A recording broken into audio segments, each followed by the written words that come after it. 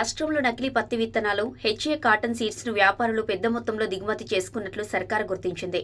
Company పేరు లేకుండా తక్కువగా ధరకు వీటిని విక్రయిస్తున్నట్లు అనుమానిస్తున్నది.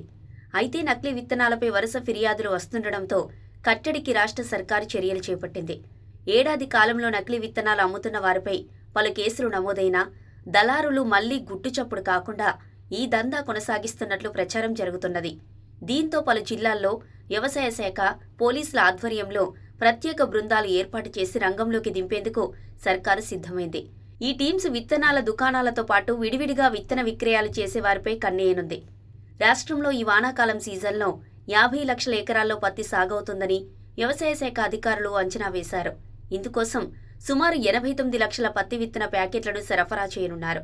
అయితే ప్రతిసారి మాదిరిగానే మార్కెట్లోకి లూజ్ పత్తి విత్తనాలు విక్రయాలు జరుగుతున్నట్లు తెలుస్తున్నది. కొన్ని రకాల విత్తనాలు రంగురంగుల ప్యాకెట్లలో అమ్మకాలు చేస్తున్నట్టుగా రైతు సంఘాలు చెబుతున్నాయి. ఈ విత్తనాలు ఎక్కువగా ఏపీ నుంచి హైదరాబాద్ నగరానికి తీసుకొచ్చి అక్కడి నుంచి చుట్టుపక్కల జిల్లాలైన నల్గొండ, యాదాద్రి, సూర్యాపేట, నాగర్ కర్నూల్, రంగారెడ్డి జిల్లాలలో సరఫరా చేసి విక్రయాలు చేస్తున్నట్లుగా పేర్కొంటున్నాయి.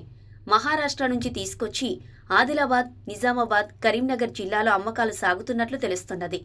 పర్యావరణానికి ప్రమాదకరంగా మారిన హెచ్టీ విత్తనాలను ప్రభుత్వం నిషేధించింది. ఈ విత్తనాలతో భూసారం తింటుంది.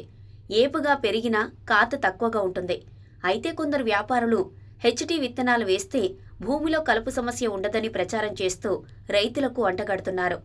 నకిలీ విత్తనాలతో పాటు హెచ్టీ రకం విత్తనాల కట్టడికి వ్యవసాయ శాఖ 3 ప్రత్యేక బృందాలను ఏర్పాటు చేసింది. అందులో ఏడీఏతో పాటు పోలీసు, ఏఈఓలు సభ్యులుగా ఉంటారు.